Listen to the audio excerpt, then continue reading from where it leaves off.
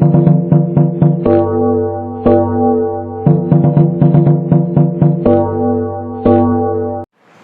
Students, कैसे हैं आप सब? बढ़िया हैं, मज़े में हैं। और आई होप कि आपने कल वाला टॉपिक जो है जो मैंने सिखाया था आपको जीरो ऑर्डर रिएक्शन का बहुत अच्छे से क्लियरली समझ में आपको आ गया होगा।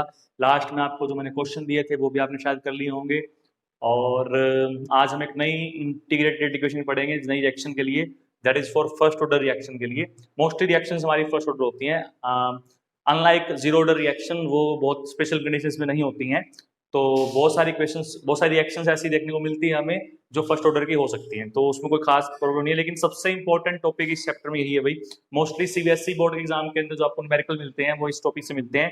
कंपटीशन एग्जाम के अंदर भी इस टॉपिक से न्यूमेरिकल आपको ज्यादा मिलते हैं as compared to zero order reaction के। तो आई होप कि आप इस टॉपिक को अच्छे से क्लियरली आज समझोगे, मजे से समझोगे। और जैसा कि मैंने कल भी कहा था कि मुझे छोड़ के अगर जाओगे तो बड़ा पछताओगे, तो आई थिंक आपको पछताना नहीं है। तो अगर पछताना नहीं है तो टॉपिक को छोड़िएगा मत, ध्यान से पढ़िएगा। क्लियर हो गया? चलिए जी स्टार्ट करें, बता दीजिए मुझे। चलिए तो आज हम बात करते हैं फॉर फर्स्ट ऑर्डर रिएक्शन। ठीक है, इंटीग्रेटेड इक्वेशन हम पढ़ रहे हैं, लेकिन आज हम किसके लिए पढ़ रहे हैं? आज हम पढ़ रहे हैं फर्स्ट ऑर्डर रिएक्शन के लिए। ठीक है, ठीक है भाई। जैसे कल हमने एक रिएक्शन लेट करी थी कोई भी जीरो ऑर्डर की, ऐसे ही हम आज एक फर्स्ट ऑर्डर की रिएक्शन लेट कर सकते हैं। बहुत तरीके होते हैं लेट करने के। ठीक है, आप अगर ऐसे लेट करते हो भाई ए से बी बन रहा है तो भी कोई गलत नहीं बात है। इसके लिए अगर आप रेट लिखते हो आर, वो बनेगा आपका K concentration of A raise to power 1, है ना। अगर आप लिखते हो ए प्लस बी, इससे सी बन रहा है तो इसमें आप ये लिख सकते हो, या तो आप ऐसे लिख दीजिए R K A raise to power 1 B raise to power 0, या K A raise to power 0 B raise to power 1, ये भी आप कर सकते हो। ठीक है, देखिए होने को तो ये भी हो सकता है कि के हमारा जो है वो ए हाफ और बी हाफ हो जाए, लेकिन हम इतना कॉम्प्लिकेटेड सिचुएशन में नहीं जा रहे हैं। डेरिवेशन सबके लिए एक ही आएगा, तो हम सिंपल से स्टार्ट कर सकते हैं, उसमें प्रॉब्लम नहीं आती है। लेकिन आपको कोई जरूरी नहीं है कि फुल नंबर ही हो। मैंने आपको पहले बताया था कि ऑर्डर ऑफ रिएक्शन जो होता है वो एक फ्रैक्शनल नंबर भी हो सकते हैं, तो हम दोनों का अगर हाफ हाफ ले लें तो भी वन ऑर्डर आ जाएगा, है ना। तो ऐसा कोई जरूरी नहीं है कि 0 या 1 ही लेना है हमें, तो हम हाफ हाफ भी ले सकते हैं। बट ओवरऑल जो डेरिवेशन हम करेंगे नॉर्मली हम वहीं पहुंचेंगे जहां पहुंचना है। तो आप बेशक इसको कीजिए ना कीजिए, कोई दिक्कत नहीं, आंसर हमारा सेम आएगा। ओके, और अगर हम इस तरह से लिखते हैं 2a से सी बी बन रहा है मान लीजिए, तो ये तो एक स्टोइकोमेट्रिक कोफिशिएंट है भाई, इसका कोई रोल नहीं है ना, क्योंकि ये तो एक एक्सपेरिमेंटल क्वांटिटी है, तब भी ऑर्डर कितना हो सकता है? 1 हो सकता है। तो बहुत सारे तरीके होते हैं रिएक्शंस को मानने के, कोई भी तरीका आप यूज कर सकते हो, बट मैं सिर्फ सिंपल तरीके से चलूंगा इस वाले तरीके से। इनको हम करते हैं साफ, क्योंकि ये हमारे लिए फिलहाल काम के जो है वो नहीं है। ठीक है, ये जीवन है, इस जीवन का यही है, यही है रंग रूप, है ना। चलिए, तो आर क्या है हमारा? आर हमारा आंसर होता था के और ए रेज टू पावर 1, ये होता था अकॉर्डिंग टू कैसे? According to rate law equation, rate law equation. वहां से तो ऐसे लिखते थे हम, ये लिख सकते हैं। और अगर डिफरेंशियल रेट इक्वेशन की बात करें तो वहां से हम रेट कैसे निकाल सकते हैं? Change in the concentration of A divide by T, है ना। तो ये कहां से लिख सकते हैं हम? According to differential rate equation. अब यहां से एक बात साफ देखिए भाई, जो जीरो ऑर्डर में हमने देखी थी कि यहाँ ये जीरो था पावर, तो मतलब आर जो था वो कांस्टेंट था। बट अब क्योंकि ये 1 है तो आर यहाँ पर कांस्टेंट तो नहीं होगा, है ना। तो आर की वैल्यू अब डिपेंड करेगी किस पर? कंसेंट्रेशन पर। तो जीरो ऑर्डर में कंसेंट्रेशन पे रेट ऑफ रिएक्शन डिपेंड नहीं करता है, लेकिन फर्स्ट ऑर्डर में रेट ऑफ रिएक्शन जो आपका है वो रिएक्टेंट की कंसेंट्रेशन पर डिपेंड जरूर करेगा। क्लियर? चलिए जी, तो रेट चाहे यहां से निकालिए, रेट चाहे यहां से निकालिए, तो इक्वल आना चाहिए। दैट मीन्स आप क्या लिख सकते हैं कि K sorry minus D of A by में D T is equal to K and ये raise to power 1। Clear? Okay, 1 को हम बार बार 1 लिख रहे तो हम बस ए लिखते हैं। ठीक है, अच्छा जी। चलिए फिर वही कंडीशंस मान के चलते हैं। अभी पहले तो स्टार्टिंग में हम ये मान के चल रहे हैं क्योंकि लेट किया है हमने, तो हम ये मान लेते हैं कि जब टाइम t 0 था उस टाइम पर जो ए की हमारी कंसेंट्रेशन थी वो हमने ए मान ली भाई। ठीक है, हमने ए मान ली। और जब रिएक्शन स्टार्ट हो रखी है किसी टाइम टी पर, तो उस टाइम पर जो ए की कंसेंट्रेशन होगी, नॉर्मल सी बात है, वो ए माइनस एक्स बच गई होगी, क्योंकि बी कितना हो गया हमारा एक्स, तो ये कितना बच गया होगा? ए माइनस एक्स। इधर तो हम जीरो ऑर्डर में समझ के आ चुके हैं। क्लियर। तो इसको आप 80 भी लिख सकते हो, वो भी कोई दिक्कत नहीं है कि इसको ए नोट कर लो, इसको 80 कर लो, उससे भी मैं करवा दूंगा बाद में आपको, बट फिलहाल इससे समझिए, आपकी बहुत काम आएगा आपके। ठीक है, चलिए जी, तो इंटीग्रेशन करें। मैं ये कर देता हूँ साइन इसका, ऐसे हो गया और ये ऐसे हो गया, सॉरी इसे ऐसे नहीं करते हैं, ऐसे नहीं करते हैं, अभी थोड़ा सा इसको ठीक कर लेते हैं पहले। अब क्या कीजिए, देखिए dt को इधर ले आइए और a वाले को टर्म को इधर ले आइए, तो minus d of a by में concentration of a is equal to k and dt, ये होगा। अब करिए इंटीग्रेशन आप, तो ये ऐसे हो गया और ये ऐसे हो गया। ठीक है, लिमिट पुट कीजिए। यहां पर क्या है, जब कंसंट टाइम 0 था और उस टाइम पर कंसंट्रेशन कितनी मान के चल रहे हैं हम, a, जब टाइम t हो गया तो कितनी मान के चल रहे हैं, a माइनस एक्स। ठीक, क्लियर। अच्छा जी, उसके बाद इंटीग्रेशन करेंगे तो देखिए एक मैथमेटिक्स में फॉर्मूला होता है आपका कि अगर आप 1/x का इंटीग्रेशन करते हो with respect x, that is equal to होता है नेचुरल लॉग x। तो यहां पे देखिए वही हो रहा है, d ऑफ x बाय में x, इट मींस की टर्म है, तो इसका इंटीग्रेशन क्या होना चाहिए, मतलब माइनस तो बाहर रह गया, नेचुरल लॉग ऑफ a, और लिमिट क्या पुट करनी है हमें इस पूरे की, a से a माइनस x पुट करनी है ना, ये पुट करनी है। ठीक, अच्छा जी, इस तरफ क्या आएगा, k dt से कैंसिल कर लिया हमने, तो t मान लिया हमने, तो यहां कितना होगा 0 से t। देखिए इंटीग्रेशन से डिफरेंशिएशन कभी कैंसिल नहीं होता, ये गलत बात होती है मैथमेटिक्सली, बट फिर भी हम समझने के लिए ऐसा कर लेते हैं भी डिफरेंशिएशन को इंटीग्रेशन से कैंसिल कर रहे हैं, एक्चुअल में ऐसा नहीं है, गलत बात है ये। ठीक है, जो अच्छे से जिन्होंने आप जब ग्रेजुएशन में मैथमेटिक्स पढ़ते हो तो वहां आपको चीज सिखाई जाती है बेटा कि इंटीग्रेशन और डिफरेंशिएशन कैंसिल आउट नहीं होते आपस में। ठीक है, वो गलत चीज बताते हैं आपको। चलिए, तो अब लिमिट पुट करते हैं, तो माइनस बाहर, नेचुरल लॉग पहले अपर लिमिट तो कितनी है, a माइनस एक्स, फिर माइनस, ये ब्रैकेट में आएगा भाई, माइनस नेचुरल लॉग a, ये होगा। अच्छा जी, माइनस को अंदर लीजिए, इस तरफ कितना बचेगा, kt, अब माइनस को अंदर लीजिए तो कितना बन जाएगा, natural log a minus natural log a minus x, यही होगा। समझ में आ रहा है डेरिवेशन, आसान सा है ना। और यहां से क्या बनता है, यहां से आपके पास बनता है नेचुरल लॉग a बाय में a माइनस एक्स, ये आपने फॉर्मूला पढ़ा होगा एक कि natural log a minus natural log b equal होता है natural log a by b के, और a प्लस b होता है a इंटू में b के, हाँ तो मैं वही यूज किया है, ये हमारा a हो गया, ये हमारा पूरा b हो गया, तो ये आ गया हमारे पास a by a minus x equal to किसके, kt के। अब आपने एक फॉर्मूला और पढ़ा हुआ कि नेचुरल लॉग जो होता है कोई भी, वो इक्वल होता है 2.303 लॉगरिथम ऑफ a के, यहाँ पर जो बेस होता है इस लॉग का वो 10 होता है, इसका जो बेस होता है वो e होता है, तो ये फर्क होता है।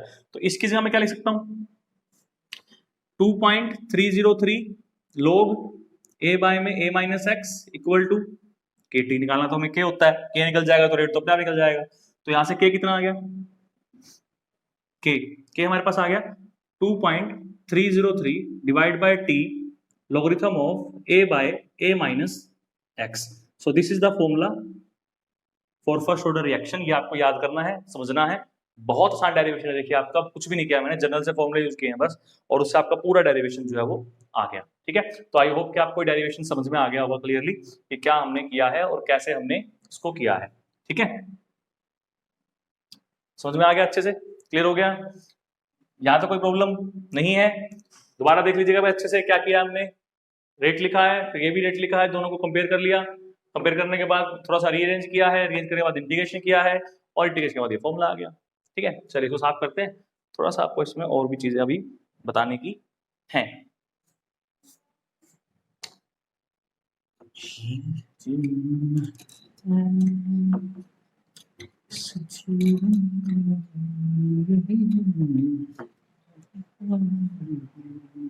देखिए मैंने आपको कहा था कि a को हम क्या मान सकते हैं, a नोट, और a माइनस एक्स को हम क्या मान सकते थे, 80, है ना, ये तो बात थी। तो अगर मैं इनको इस तरह से वैल्यू पुट करता हूं तो k हमारा कितना बनता है, 1/t, sorry 2.303 by T, logarithm of a की जगह a नोट और इसकी जगह a t, तो हम ऐसे भी इसको लिख सकते हैं भैया, कोई गलती नहीं है। ठीक है, समझ में आ गया। अच्छा जी, और भी तरीका बताता हूँ आपको रिप्रेजेंट करने का, कई बार कंपटीशन एग्जाम में पूछ लेते हैं आपसे, तो वो तरीका भी आपको आना चाहिए। देखिए साफ करें क्या इसको, चलिए थोड़ी ऐसे कर लेते हैं। ठीक है, तो आइए देखिए, KT equal to 2.303 logarithm of A by में ए नोट बाय में 80।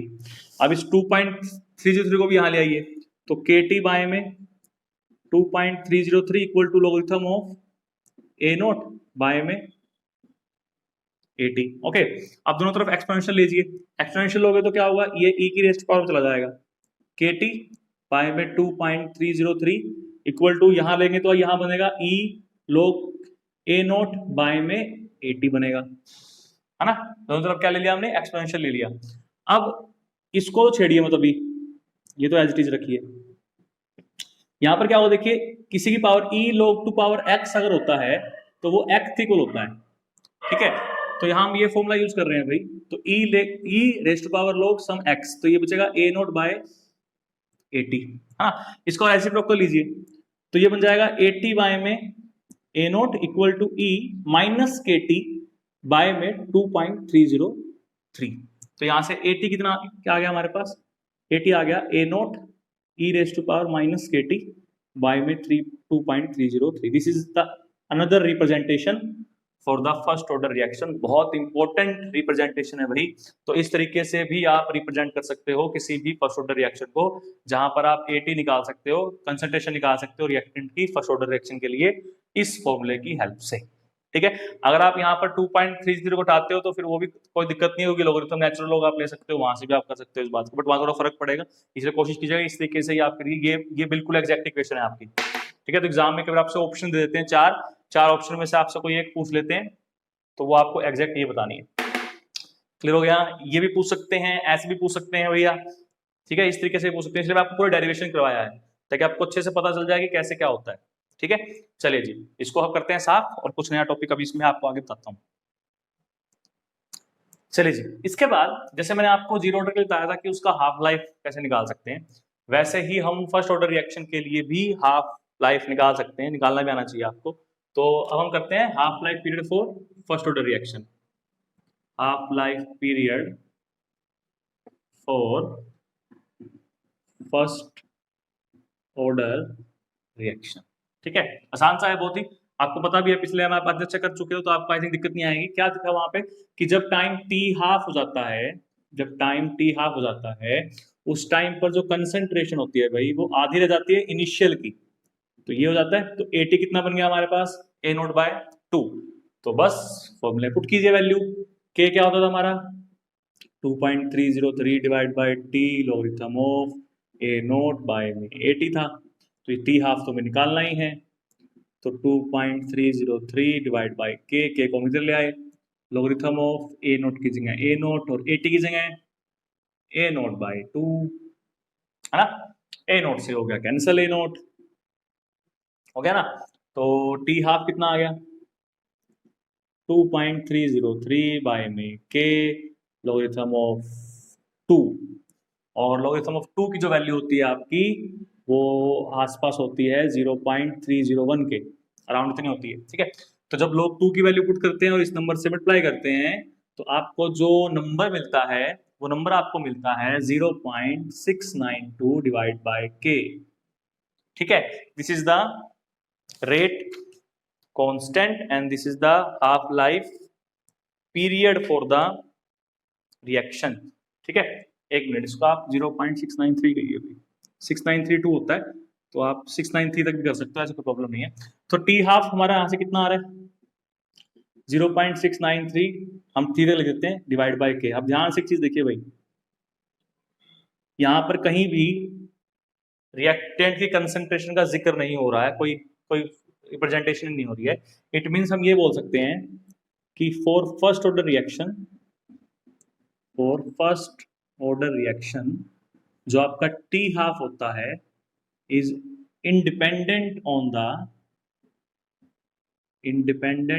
The concentration of reactant. ये बात बहुत इंपॉर्टेंट है भाई, आपको पता होनी चाहिए कि जीरो ऑर्डर के लिए तो हाफ लाइफ जो है वो रिएक्टेंट की कंसंट्रेशन पर डिपेंड करता है, लेकिन फर्स्ट ऑर्डर रिएक्शन के लिए टी हाफ जो हमारा होता है वो रिएक्टेंट की कंसंट्रेशन पर डिपेंड नहीं करता है, ठीक है। एक बात और ध्यान में रखिएगा भाई, क्या कि कोई भी फर्स्ट ऑर्डर रिएक्शन जो होती है any first order reaction never complete, कभी भी कंप्लीट नहीं होती है भाई। मतलब इसके लिए हम 100% जो है वो नहीं निकाले तो ही बढ़िया है ना, निकाल तो सकते ही हैं। हम ये कह देंगे भाई 80 हम 0 कर देंगे, है ना। अगर हम 80 0 कर देंगे तो क्या होगा, देखिए यहाँ 0 हो जाएगा, log इन्फिनिटी बन जाएगा वो, है ना। तो वो डेरिवेशन में रेट कांस्टेंट के लिए बहुत हाई हो गई ना। तो है यही कहा जाता है कि कोई भी फर्स्ट ऑर्डर रिएक्शन जो आपकी होती है वो कभी भी कंप्लीट नहीं होती है। तो आपसे कभी भी एग्जाम में टी 100% नहीं पूछा जाता है फर्स्ट ऑर्डर रिएक्शन के लिए, ठीक है। एग्जाम में कभी भी आपसे टी 100% नहीं पूछा जाएगा, किसके लिए, फर्स्ट ऑर्डर रिएक्शन के लिए, ठीक है। समझ में आ गया। चलिए जी, आपको एक छोटा सा डेरिवेशन और बताता हूँ मैं, वहां से भी आपसे कई बार न्यूमेरिकल में टॉपिक में पूछ लेते हैं आपसे, वो कोई इतना कुछ मुश्किल तो नहीं है, बट फिर भी आपको पता होना चाहिए कि क्या हमें करना है, ठीक है। अब वो डेरिवेशन क्या करना है हमें, देखिए कुछ किस तरीके से करना है।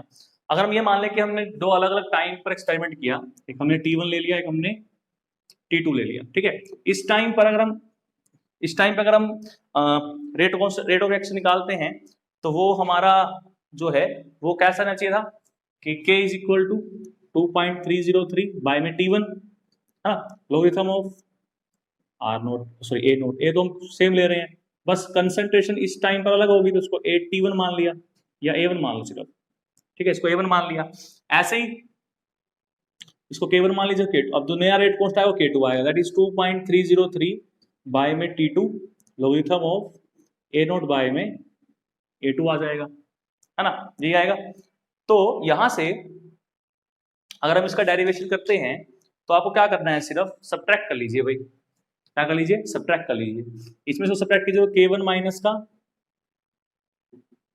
K2 आएगा, है ना, क्या आएगा, K1 बाय में K2। एक खास बात है, रेट कांस्टेंट की वैल्यू आपकी चेंज नहीं रहती, तो वो हम अलग नहीं ले सकते, सेम ही रखेंगे, ठीक है। तो इसको थोड़ा सा अगर इस तरीके से करेंगे तो गड़बड़ हो जाएगी, थोड़ा सा आपको इसको अलग तरीके से करना पड़ेगा भाई। इसको थोड़ा सा ओपन कर लीजिए, तो ये बन जाएगा KT1 equal to 2.303 logarithm of A naught by में A1, ठीक है। तो यहां से अगर आप क्या करते हो, यहां से आप नेचुरल लॉग R1 A1 की वैल्यू निकाल लीजिए, तो वो कितनी हो जाएगी आपकी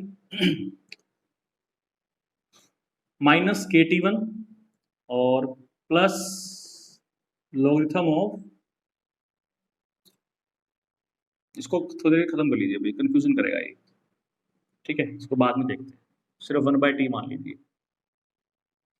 इसको जरूरी नहीं है इसका डेरिवेशन इतना, बट फिर भी मैं ये है कि करवा देता हूँ आपको, थोड़ा सा आपको हेल्प हो जाएगी, ठीक है। इसको ऐसे रख लेते हैं, तो नेचुरल लॉग कितना बचेगा, ये ए नोट बचेगा, ठीक है। इसी तरह से अगर हम नेचुरल लॉग A2 निकालते हैं तो कितना बचेगा, minus KT2 plus natural log A naught, ठीक है। सब्ट्रैक्ट कीजिए, इसको सब्ट्रैक्ट करेंगे तो natural log A2 minus natural log A1 equal to KT2 minus KT1, ये कैंसिल हो जाएगा। तो यहां से इसको क्या लिख सकते हैं, natural log A2 by A1 equal to K कौन बाहर आ गया, T2 माइनस T1, तो यहां से K कितना आ गया, K हमारा आ गया 1 by T2 minus T1 natural log A2 by A1। तो अगर हम अब वैल्यू पुट करते हैं तो 2.303 divide by T2 minus T1 logarithm of A2 by A1। तो दो अलग अलग टाइम पर आप रेट, अगर आपको पता है कंसंट्रेशन कितनी है, इनिशियल नहीं दे रखी है आपको इस टाइम, इस फॉर्मूले में हमें कहीं इनिशियल की जरूरत नहीं है। एक ही रिएक्शन को अलग अलग डिफरेंट टाइम पे आपको दो कंसंट्रेशन दे रखी है, 5 मिनट के बाद और 10 मिनट के बाद। तो 5 मिनट के बाद और 10 मिनट के बाद जो कंसंट्रेशन है आपकी, उसको अगर आप सोल्व करते हो तो आपकी वहां से जो K की वैल्यू आती है वो आपकी ये आती है, ठीक है। एक मिनट भाई, सब्ट्रैक्शन थोड़ी गड़बड़ है, यहाँ हमको 1 लिखना पड़ेगा, यहाँ हमें 2 लिखना पड़ेगा, ठीक है। तो जरा ध्यान से देख लीजिए, अभी कहीं कुछ गड़बड़ मिलेगी पक्का, थोड़ी बहुत लास्ट में जो फॉर्मूला आता है वो हमारा ये आना चाहिए, ठीक है। तो इसको आप थोड़ा सा याद कर लीजिएगा, थोड़ी बहुत कैलकुलेशन हो सकता है कहीं गलती हो माइनस प्लस में, तो आप देख लीजिए कहाँ गलती है माइनस प्लस में, उसके हिसाब से आप मुझे बता दीजिए सर यहाँ दिक्कत हुई थी, इस वजह से ऐसा हो रहा है, ठीक है। तो ये आपको फॉर्मूला जो है ध्यान रखना है, क्लियर हो गया। चलिए जी, अब करते हैं टॉपिक को आगे स्टार्ट। उसके बाद बात करते हैं ग्राफिकल रिप्रेजेंटेशन की और first order reaction, graphical representation, ठीक है। अब हम इसको बात करते हैं किसके लिए, फर्स्ट ऑर्डर रिएक्शन के लिए, फॉर फर्स्ट ऑर्डर रिएक्शन। तो सबसे पहला जो ग्राफ दिमाग में आपके आना चाहिए वो आना चाहिए आपका कंसंट्रेशन वर्सेस रेट। और ये आप देख चुके हो कि यहाँ पर कंसंट्रेशन पर डिपेंड करता है और डायरेक्टली प्रोपोर्शनल होता है। स्ट्रेट लाइन इक्वेशन को हम मान के चले तो ये आपका ग्राफ ऐसे आएगा, ठीक है। आर जो था हमारा वो के कंसंट्रेशन ऑफ ए था ना, पावर 1 थी, तो इसके हिसाब से ये रेट ग्राफ आपका आ रहा है। तो फर्स्ट ऑर्डर के लिए ग्राफ जो आता है वो ऐसे आता है इंक्रीजिंग ऑर्डर में, जीरो ऑर्डर के लिए कांस्टेंट आ रहा था, है ना। इसी तरीके से हम ग्राफ ड्रॉ किसके बीच में कर सकते हैं, टाइम और कंसंट्रेशन के बीच में, ठीक है। किसके बीच में, टाइम और कंसंट्रेशन के बीच में, टाइम और कंसंट्रेशन, ठीक है। देखिए इसके लिए हम क्या करेंगे, इसके लिए हम यूज करेंगे इस इक्वेशन को, a is equal to A T equal to A naught e raise to power minus K T by में 2.303 है ना, इसको हम यूज कर सकते हैं। अगर हम इसको यूज करते हैं तो यहां से आपका जो ग्राफ आएगा बेसिकली वो कैसा आएगा, देखिए वो आपका ग्राफ इस तरीके से आएगा, ठीक है। तो ये कंसंट्रेशन वर्सेस टाइम आपका ग्राफ है, ये दूसरा ग्राफ है जो आपका रिप्रेजेंट करता है zero order sorry first order reaction को। इसी तरीके से और भी ग्राफ आपके बन सकते हैं, जैसे कि अगर हम कंसंट्रेशन वर्सेस टाइम लॉग में लेते हैं, ठीक है, नेचुरल लॉग में लेते हैं कंसंट्रेशन और यहाँ टाइम टी, तो यहां से अगर हम ग्राफ ड्रा करते हैं तो यहां से आपका ग्राफ जो आएगा वो इस तरीके से आएगा। क्यों आएगा, देखिए नेचुरल लॉग 80, मैं नेचुरल लॉग में ले रहा हूँ, नेचुरल लॉग 80 और इक्वल किसके बनेगा आपका ये के T plus natural log A note के, ठीक है। तो ये तो कांस्टेंट है, टी चेंज हो रहा है और स्लोप माइनस में है, तो इसकी स्लोप कितनी आती है, अगर नेचुरल में लेते हो तो माइनस के आएगी, नॉर्मल लॉगरिथम में लेते हो तो के बाय में 2.303 आएगी, ठीक है, ये याद रखिएगा। ओके, तो हमने नेचुरल लॉग में ग्राफ लिया है। इसी तरह से और किस में ग्राफ आ सकता है आपका, ये तो हो गया हमारे पास टाइम के साथ, और इसी के साथ आपका ग्राफ आ सकता है टी वर्सेस ए नोट, उल्टा कर लीजिए, यहाँ ए नोट यहाँ टी, टी हाफ आएगा, ठीक है, टी हाफ वो क्या रहेगा आपका कांस्टेंट रहेगा। तो ये आपके कुछ ग्राफ थे भाई, किसके लिए, फर्स्ट ऑर्डर रिएक्शन के लिए। आई होप कि आपको सभी ग्राफ समझ में अच्छे से आ गए होंगे कि किस तरीके से क्या है। आपसे पेपर में कोई भी ग्राफ हो सकते हैं, भाई आपको सबकी पहचान होनी चाहिए कि किस ऑर्डर की रिएक्शन के लिए कौन सा ग्राफ जो है वो आपका आता था। अभी हमारा फर्स्ट ऑर्डर कंप्लीट नहीं हुआ है, अभी इसमें टॉपिक रहते हैं जो इंपॉर्टेंट है, तो नेक्स्ट वीडियो में मैं आपको इसका नेक्स्ट टॉपिक स्टार्ट कराऊंगा। अभी फर्स्ट ऑर्डर का रिएक्शन यही लंबा टॉपिक है हमारा, तभी कहा था कि इंपॉर्टेंट भी है, लंबा भी है तो इंपॉर्टेंट भी है तो लंबा भी है। उसके बाद तो चैप्टर ना कुछ खास बचता भी नहीं है, टॉपिक है बट इतने लंबे नहीं रहते हैं, हम कंप्लीट कर सकते हैं फटाफट। तो आई होप कि आपको ये वाला टॉपिक आज अच्छे समझ में आ गया होगा, इसको ट्राई कीजिएगा अच्छे से, सारे ग्राफ्स को, फॉर्मूले को, डेरिवेशंस को, सबको अच्छे से ट्राई कीजिएगा पहले आज, ताकि नेक्स्ट वीडियो में आप अच्छे से प्रिपेयर होकर आज को और कुछ नया सीख सको, ठीक है। तो मिलते हैं कल वाले वीडियो में, तब तक के लिए बने रहिए कैमरेदा के साथ। चैनल को शेयर कीजिए भाई, सब्सक्राइब भी कीजिए और करवाइए भी सब्सक्राइब, बहुत जरूरी है सब्सक्राइब करवाना, और लाइक्स कीजिए अगर आपको अच्छा लगता है पढ़ना। नहीं अच्छा लगता तो फिर तो क्या कर सकते हैं, ठीक है। तो मिलते हैं कल, ऑल द बेस्ट।